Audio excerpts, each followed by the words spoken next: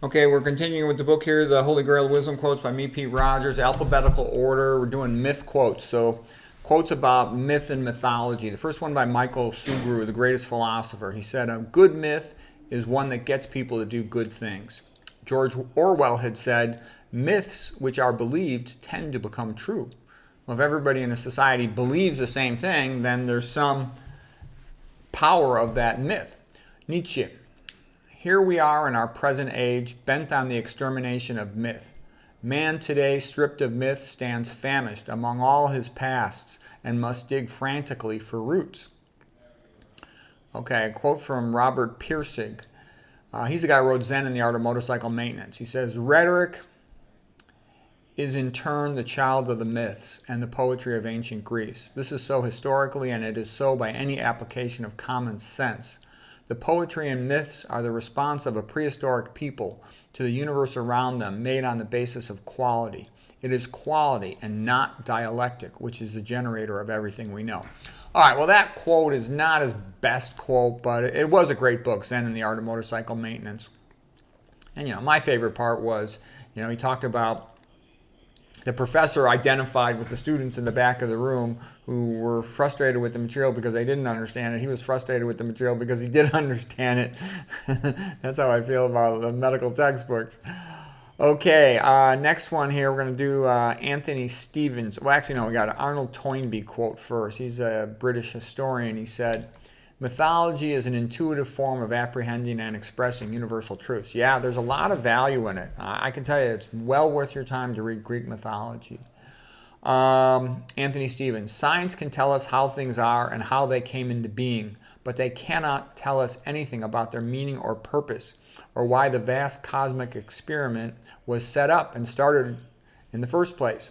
Only myth and religion address these basic issues in the face of that which science remains speechless.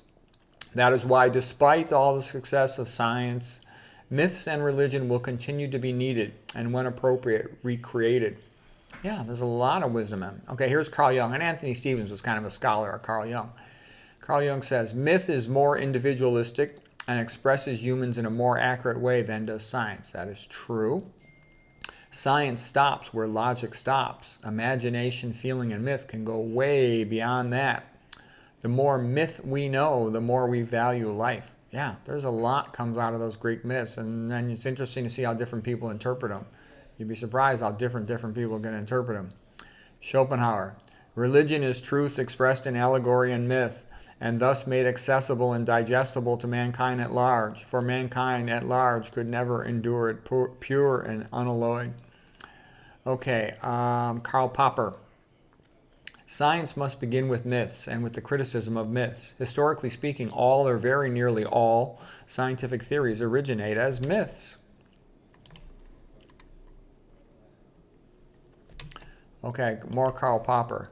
My thesis is that what we call science is differentiated from the older myths, not by being something distinct from a myth, but by being accompanied by a second, older tradition, that of critically discussing the myth. In a certain sense, science is myth-making just as religion is. Here's a good one by Karl Popper. No rational argument will have an effect on a man who does not want to adopt a rational attitude. So that's what happens. Like, I get all these nasty comments from paleo, keto, carnivore types. And they're not interested in a discussion or learning. There's a bunch of trolls who say nasty things. So if somebody doesn't want to be logical, open-minded, and thoughtful, then you can't make them. It's like when I had that debate with Bart Kay. I realized pretty fast it was just a farce. He had no interest in, working towards the truth. Okay, Karl Popper continues. The growth of knowledge depends entirely on disagreement. Knowledge proceeds by way of conjectures and refutations. Okay, next, Elizabeth Van Diver. She teaches a couple courses for the greatcourses.com, Wondrium Learning Company. The malleable nature of myth enables it to be modified by different authors to bring out moral and psychological insights. And yeah, that's like the Greek playwrights. They made lots of variations upon the different stories of ancient Greece, and they're actually magnificent. Okay, now we're going to give you something from Northrop Frye. He wrote a great book about, the Bible and some other things. Pretty smart guy. He said the first thing to be laid on top of biblical training, in my opinion, is classical mythology, which gives us the same kind of imaginative framework of a more fragmentary kind. Here again, there are all sorts of incidental or secondary reasons for the study. The literature of all modern Western languages are so full of classical myths that one hardly knows what is going on without some training in them. But again, the primary reason is the shape of the mythology. The classical myths give us much more clearly than the Bible the main episodes of the central myth of the hero, whose mysterious birth, triumph, marriage, death, and betrayal, and eventual rebirth follow the rhythm of the sun and the seasons. Yeah, at a minimum, you should study the ancient Greeks and, of course, the West and the Bible, but that's very valuable information. It structures one's entire thinking, gives you a scaffold to understand a ton of stuff.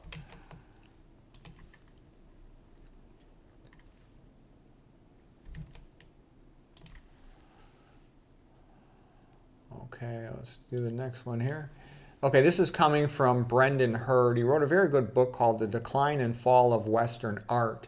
He said there was a slowly dawning realization amongst artists and philosophers that we cannot live without a metaphysic. Yeah, if an artist is an atheist, their art stinks. Because what does atheism say? It says that life is meaningless. Well, if life is meaningless, then your art is going to be, if you think that way, your art's going to be meaningless and it's going to stink.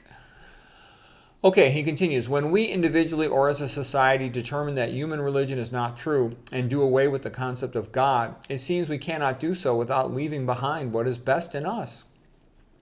We see vividly in our artworks of today, all of which are failures, the loss of the spiritual element. The direct relationship between spirituality and art is fundamental. We need to believe in ourselves to have an art. Inspiring art does require myth and self-belief. Can Western civilization be saved? Puppet masters do not want art or ideas. They want a tactless strip mall population of spiritless drones. But our tradition has not gone from us. It is merely hidden. So anyways, the whole book was actually quite good, and that's the gist of it. Western civilization is like ultra magnificent. It's so magnificent, you can't even compare it to anything else. All other civilizations compared to Western civilization are very inferior. It's just a fact. Study them. I'm not saying take my word for it. Go start reading about it. Start looking at what art have they produced, what literature have they produced, what architecture have they produced, what sculpture have they produced, okay, what scientific inventions and technology have they produced. You'll be surprised. The more you study West in comparison to other cultures, the better the West looks. Okay, Giovanni Vico. Myths are early science and the result of men's first trying to explain what they saw around them. Actually, that was Edith Hamilton quote. Giovanni Vico said, the nature of people is first crude, then severe, then benign, then delicate, finally dissolute. Yeah, that's Giambattista Vico's Cycle of Civilizations stuff right there. Kind of like the paintings by Thomas Cole. The Course of Empire. Excuse me, Giovanni Vico. Once reason becomes skeptical and critical, it eliminates superstition and religion. However, this superstition-religion is what had created the energizing myth that was the glue that held society together and led to social cooperation. And it was this social cooperation that had enabled the civilization to emerge in the first place. All civilizations are held together by religion. Religare, legare, to ligate, to tie together. That's what religion does. Giovanni Vico. The energizing myths become replaced by barren intellectualism. Then society falls into decadence and collapses, or it is overrun from without. What follows is a new barbarism. Yep. Okay, the society will not restore itself until it reestablishes its faith in God. Yes, you can't have a society without a religion, because if you don't have a religion, what you have is atheistic Darwinism. What atheistic Darwinism says is that the ruler is God, and that means they can kick anybody's butt who doesn't do exactly what they say. And guess what? That's what's coming. Guess what? That's what the Roman emperors had, and they weren't very nice. Okay, now we're going to do Alan Bloom. He's the guy who wrote Closing of the American Mind, which is a very good book. Okay, here we go. He says, there's one thing a professor can be absolutely certain of. Almost every student entering the university believes, or says he believes, that the truth is relative. Students in this country are being intellectually maimed by relativism in our classrooms. Because we have rejected moral absolutes, the curriculum has no central reference points to revolve around and no foundation on which to rest. The professors of the humanities are in an impossible situation, and they do not believe in themselves or what they do. But if the students were really to learn something of the minds of any of these non-Western cultures, which they do not, they would find that each and every one of these cultures is ethnocentric. That's an important point. People always try to give, the West a hard time and Christianity a hard time saying, oh, you're ethnocentric. Well, no shit. Every single culture in the history of the world is ethnocentric.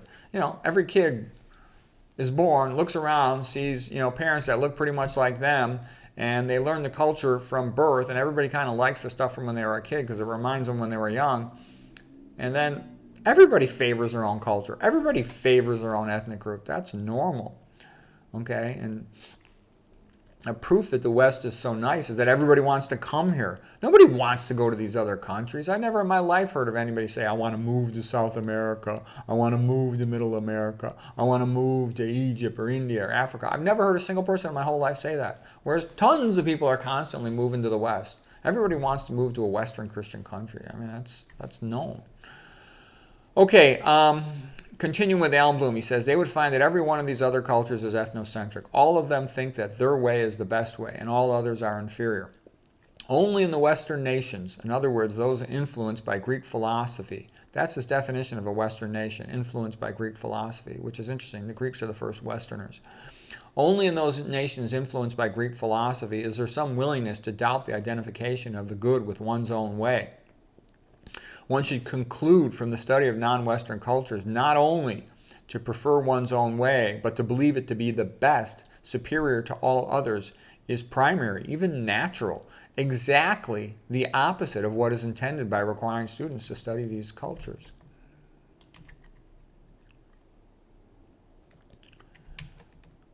The reason for non-Western closedness or ethnocentrism is clear. Men must love and be loyal to their families and their peoples in order to preserve them. Only if they think their own things are good can they rest content with them. A father must prefer his child to other children, a citizen his country to others. That is why there are myths to justify these attachments. Alan Bloom from The Closing of the American Mind. Hope you found that helpful.